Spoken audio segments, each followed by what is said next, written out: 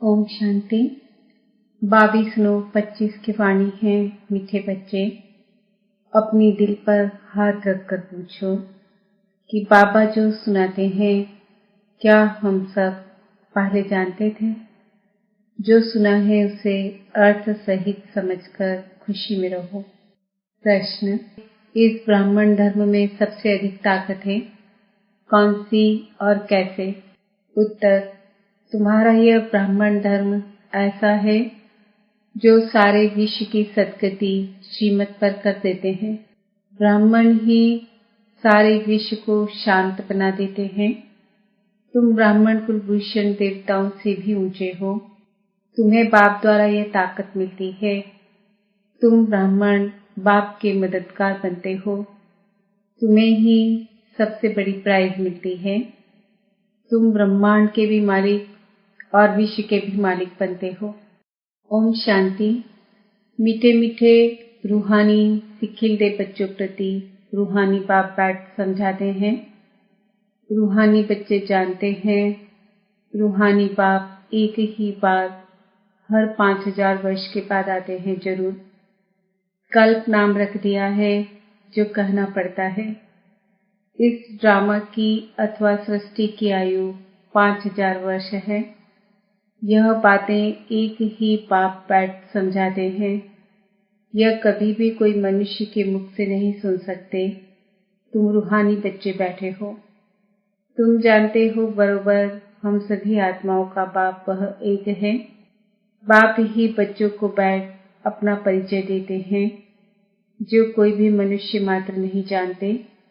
कोई को पता नहीं गॉड व ईश्वर क्या वस्तु है, जबकि उनको गॉड फादर बाप कहते हैं तो बहुत प्यार होना चाहिए। बेहद का बाप है तो जरूर उनसे वर्षा भी मिलता होगा। अंग्रेजी में अक्षर अच्छा कहते हैं हेवनली गॉड फादर। हेवन कहा जाता है नई दुनिया को और हेल कहा जाता है पुरानी दुनिया को, परंतु स्वर्ग को कोई जानते नहीं। सन्यासी तो मानते ही नहीं। वह कभी ऐसे नहीं कहेंगे कि बाप स्वर्ग का रचयिता है। हेवनली गॉड फादर यह अक्षर बहुत मीठा है और हेवन मशहूर भी है। तुम बच्चों की बुद्धि में हेवन और हेल का सारा चक्र सृष्टि के आदि मध्य अंत का बुद्धि में फिरता है। जो सर्विसेबल है सभी तो एक रस सर्विसेबल नहीं बनते। तुम अपनी राजधानी स्थापन कर रहे हो फिर से। तुम कहेंगे हम रूहानी बच्चे बाप की श्रेष्ठ ते श्रेष्ठ मत पर चल रहे हैं। ऊंचे ते ऊंचे बाप की ही श्रीमत है। श्रीमद भगवत गीता भी गाई हुई है। यह है पहले नंबर का शास्त्र। बाप का नाम सुनने से ही झट वर्षा याद आ जाता है। यह दुनिया में कोई भी नहीं जानती कि गॉड फादर से क्या मिलता है। अक्षर कहते हैं प्राचीन योग, परंतु समझते नहीं कि प्राचीन योग किसने सिखाया। वो तो श्री कृष्ण ही कहेंगे क्योंकि गीता में श्री कृष्ण का नाम डाल दिया है। अभी तुम समझते हो बाप ने ही राजयोग सिखाया जिससे सब मुक्ति जीवन मुक्ति को पाते हैं। यह भी समझते हो कि भारत में ही शिव बाबा आया था। उनकी जयंती भी मनाते हैं, परंतु गीता में नाम गुम होने से महिमा भी गुम हो गई है, जिससे सारी दुनिया को सुख शांति मिलती है। उस बाप को भूल गए हैं। इनको कहा ही जाता है एक गज भूल का नाटक। बड़े से बड़ी भूल यह है जो बाप को नहीं जानते। कभी कहते वह नाम रूप से न्यारा है, फिर कहते कच्छ मच्छ अवतार है, फिक्कर भीतर में है। भूल में भूल होती जाती है। सीढ़ी नीचे उतरते जाते हैं, कला कम होती जाती है, तमो प्रधान बनते जाते हैं। ड्रामा के प्लान अनुसार जो बाप स्वर्ग का रचयिता है, जिसने भारत को स्वर्ग का मालिक बनाया, उनको ठीक कर भीतर में कह देते हैं। अभी बाप समझाते हैं तुम सीढ़ी कैसे उतरते आए हो। कुछ भी किसको पता नहीं है। ड्रामा क्या है पूछते रहते हैं। यह दुनिया कब से बनी है, नई सृष्टि कब थी तो कह देंगे लाखों वर्ष आगे। समझते हैं पुरानी दुनिया में तो अभी बहुत वर्ष पड़े हैं। इसको अज्ञान अंधियारा कहा जाता है। गायन भी है, ज्ञान अंजन सदगुरु दिया, अज्ञान अंधेर विनाश। तुम समझते हो रचिता बाप जरूर स्वर्ग ही रचेंगे। बाप ही आकर नरक को स्वर्ग बनाते हैं। रचिता बाप ही आकर सृष्टि के आदि मध्य अंत का ज्ञान सुनाते हैं। आते भी हैं अंत में, टाइम तो लगता है ना। यह भी बच्चों को समझाया है, ज्ञान में इतना समय नहीं लगता है जितना याद की यात्रा में लगता है। 84 जन्मों की कहानी तो जैसे एक कहानी है।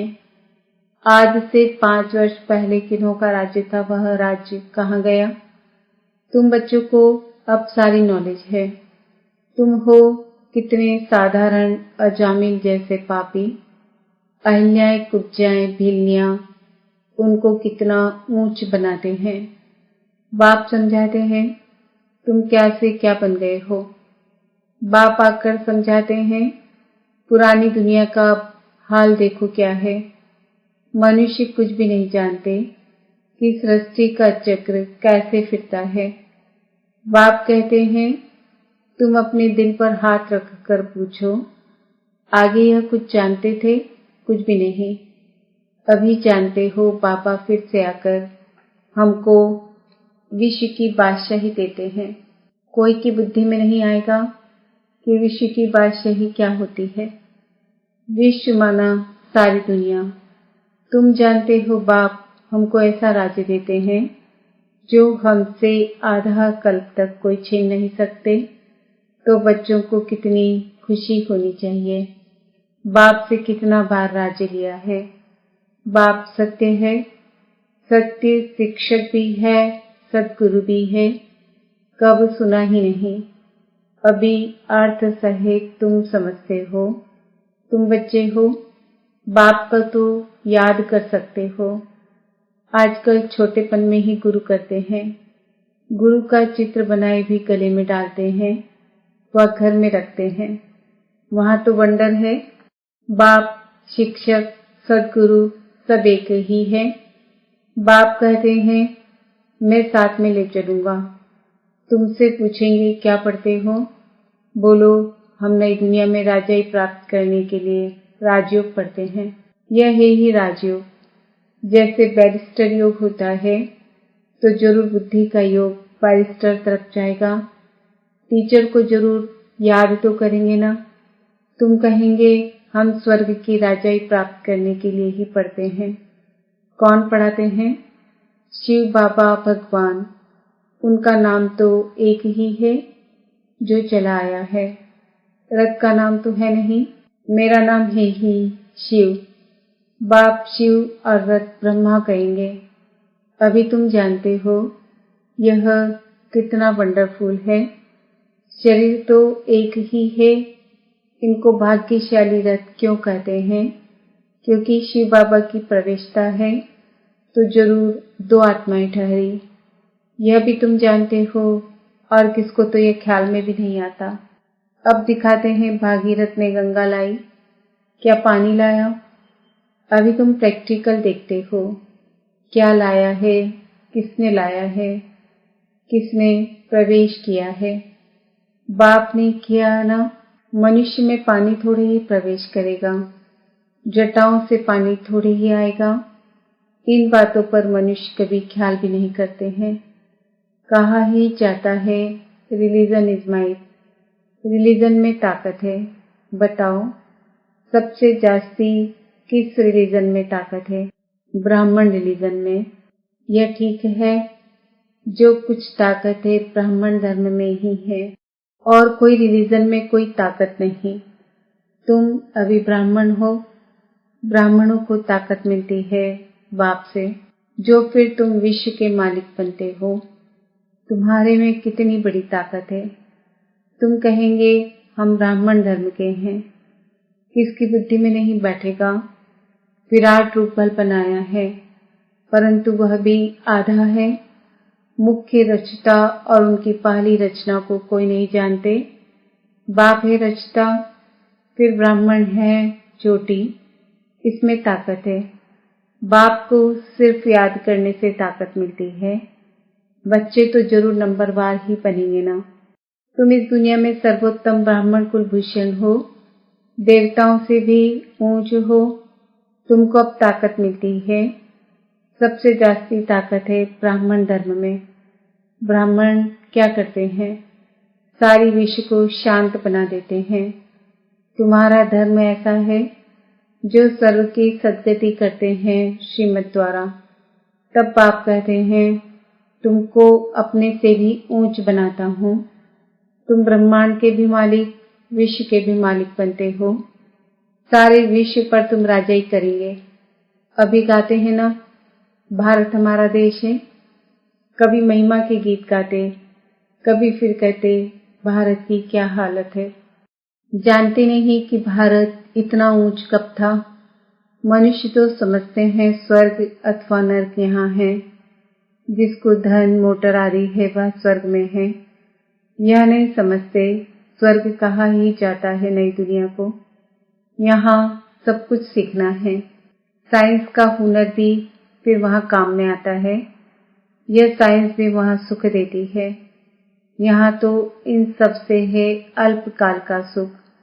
वहाँ तुम बच्चों के लिए स्थायी सुख हो जाएगा। यहाँ सब सीखना है जो फिर संस्कार ले जाएंगे। कोई नई आत्माएं नहीं आएंगी जो सीखेंगी। यहाँ के बच्चे ही साइंस सीखकर वहाँ चलते हैं। बहुत होशियार हो जाएंगे। सब संस्कार ले जाएंगे, फिर वहाँ काम में आएंगे। अभी है अल्पकाल का सुख, फिर ये बॉम्ब शादी ही सबको खलास कर देंगे। मौत के बगैर शांति का राज्य कैसे हो? यहाँ तो अशांति का राज्य है। यह भी तुम्हारे में नंबरवार है जो समझते हैं। हम पहले पहले अपने घर जाएंगे, फिर सुखधाम में आएंगे। सुख में बाप तो आते ही नहीं। बाप कहते हैं मुझे भी वानप्रस्थ रथ चाहिए ना। भक्ति मार्ग में भी सबकी मनोकामनाएं पूरी करता आया हूँ। संदेशों को भी दिखाया है कैसे भक्त लोग तपस्या पूजा आदि करते हैं। देवियों को सजाए पूजा आदि कर फिर समुद्र में डुबो देते हैं। कितना खर्च होता है। पूछो यह कब से शुरू हुआ है तो कहेंगे परंपरा से चला आया है। कितना भटकते रहते हैं। यह भी सब ड्रामा है। बाप बार बार बच्चों को समझाते हैं हम तुमको बहुत मीठा बनाने आए हैं। यह देवताएं कितने मीठे हैं। अभी तो मनुष्य कितने कड़वे हैं। जिन्होंने बाप को बहुत मदद की थी उन्हों की पूजा करते रहते हैं। तुम्हारी पूजा भी होती है, पद भी तुम ऊंच प्राप्त करते हो। बाप खुद कहते हैं मैं तुमको अपने से भी ऊंच बनाता हूँ। ऊंच से ऊंच भगवान की है श्रीमत। गीता में भी श्रीमत मशहूर है। श्री कृष्ण तो इस समय बाप से वर्षा ले रहे हैं। श्री कृष्ण की आत्मा के रथ में बाप ने प्रवेश किया है। कितनी वंडरफुल बात है। कभी किसकी बुद्धि में आएगा नहीं। समझने वालों को भी समझाने में बड़ी मेहनत लगती है।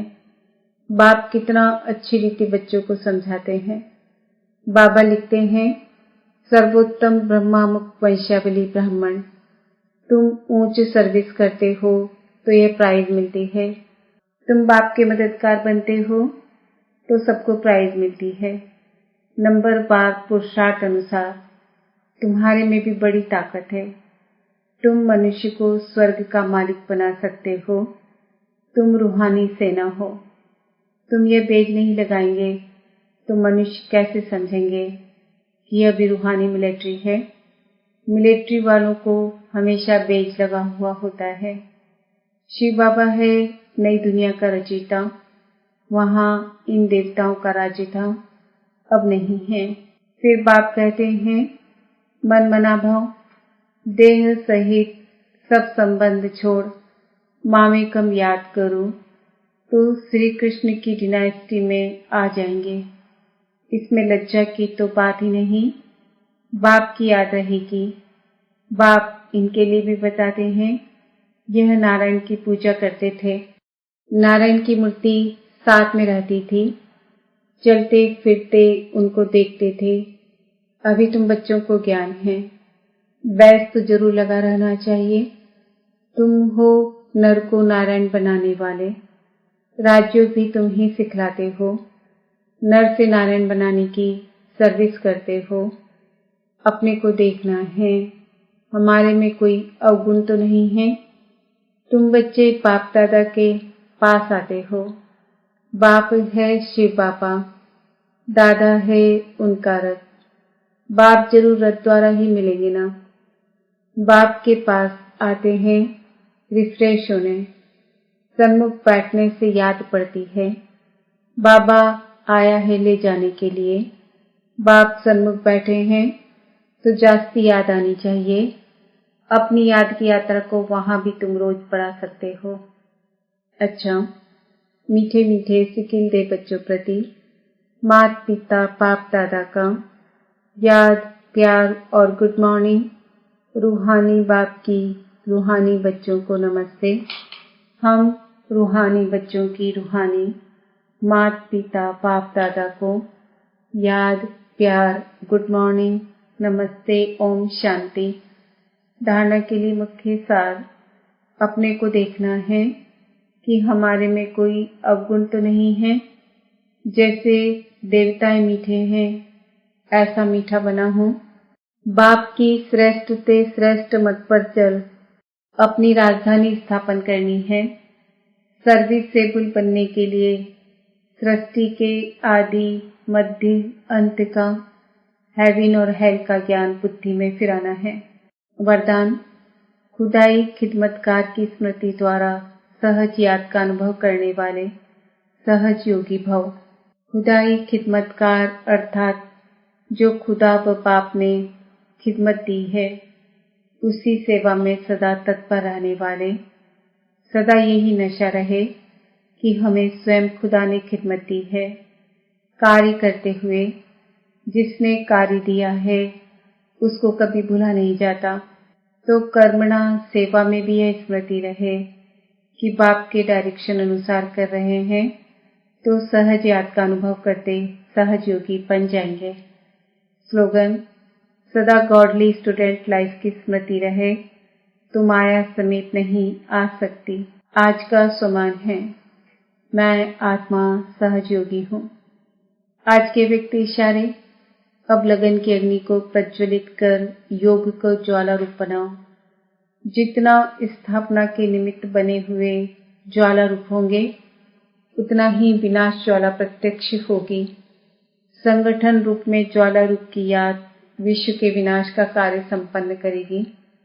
इसके लिए हर सेवा केंद्र पर विशेष योग के प्रोग्राम चलते रहें तो विनाश ज्वाला को पंखा लगेगा।